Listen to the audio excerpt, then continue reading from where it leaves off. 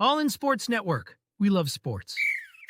Let's discuss what may happen at the top of the organization as the offseason begins. The main question is, we're going to go through 4 people.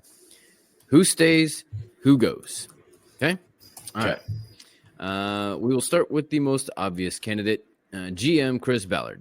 8 seasons, no division titles, only 2 playoff appearances, and 1 playoff win on the back of Andrew Luck. 61-69 record with no stability gained at quarterback, underwhelming free agent and high-profile draft picks, and a history of locker room problems, as well as 0 opening day wins. Yes. What do you think? I think a lot of people are calling for the fire of Chris Ballard. And yes, I think Irsay could be a problem which may come up. Coaching could be a problem which may come up. All this other stuff could be a problem, but I think a lot of it is centered around Ballard. I talked to you today just about how times are changing in the league and college football. Just times are changing, and you got to be able to keep up with it. Ballard has not done that. He's stayed traditional, and that is not what the Colts need. We need someone not too risky, but someone who will go out and make the moves that we need. Like, for example, I think the best move that I've heard Ballard made was trading away a first-round pick. I believe it was pick 15 and for DeForest Buckner. Nailed it. Yep.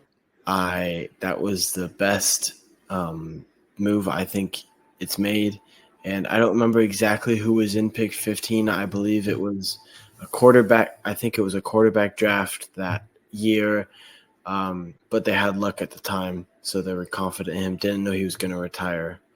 So that in hindsight, that's, kind of, you miss out on getting a franchise quarterback for DeForest Buckner, but Buck has had an impact and stuff like that. So in that matter, with a deep, heavy, like before the trade happened, in a deep, heavy quarterback class, whenever you believe you have a franchise quarterback already, you swoop up a good defensive tackle for a first-round pick that you don't need because of the quarterback talent in it, and you pick up maybe a true first-round talent just at a different position. That's actually like a really good trade if you think about it. But once again, that's the best move whenever the Eagles GM, forget his name, but the Eagles GM Roseman had a terrific offseason. I told everyone. Half people believe me, half people were like, no, you're crazy. I told everyone, I'm like, watch Saquon go off this year because he just needs an offensive line. If he can do all that on the Giants, he can do so much more with the Eagles. And look at him now. Offensive player of the year, most likely. Yep. So Ballard needs to go. Dish out for us your Ballard, Kansas City. Right. This is what I keep coming back to. Ballard was the general manager for Kansas City for a long time. And since he's been with the Colts for 8 seasons, in those 8 seasons, the Colts have not won a division. Now, 2 years prior to this, they didn't win a division either. So it's been a gap of 10 years. 8 of those have been Ballard. Ever since Ballard left the Chiefs, those 8 seasons, the Chiefs have won division 8 seasons in a row. If that doesn't show anything, I don't know what does. And I think the Colts should fire Chris Ballard. I think it may be his last time as a general manager. Because if he can't do anything with the Chiefs and then the Colts, which are 2, I would say, drastic organizations in the way they do stuff, then what are you going to say about that? Yeah. Agreed. Set us up with the second one there. Yes. The next most likely candidate, defensive coordinator Gus Bradley. Gus has had moments with the 22 Chiefs game, the Patriots and Steelers in 23, and the Dolphins, Vikings, and even Broncos this year. But defense has been a glaring issue in games where the Colts make lesser teams look elite, like the last example of the Giants scoring 45 points. What do you think about Gus Bradley? Listen, I've said this all season. This has been one of my keys to every single game. Mm-hmm. And I said I was going to say it until it was fixed or it was fired. And I stopped saying that. Yep. And then it got real bad. So, I mean, after last week's performance, after what also happened in the Patriots game, yes, they won the game, and then what happened at the end of the game against the Titans?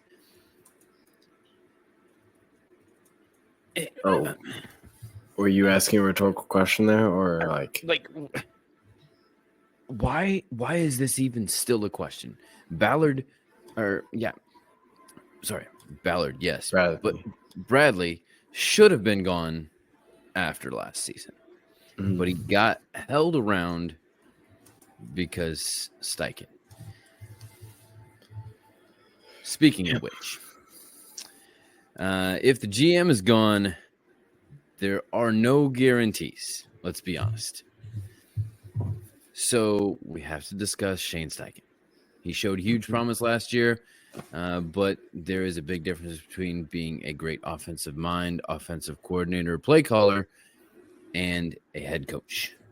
Shane has shown this year that he may not know how to do the latter, and both may be suffering because of it. Yeah. Shane Steichen. I think if anyone on this coaching staff we should keep, it should be Shane. I like the way he speaks about the team. Some things are questionable that he says, I will admit that. But overall, I like the way he speaks about the team. I like the creativity that he brings to this team. Sometimes a bit too much in times, but at the same time, I don't think that's always him. I think he's new as a head coach, so you need time to grow in that. I believe he will be a great head coach one day, whether it be for the Colts or some other team.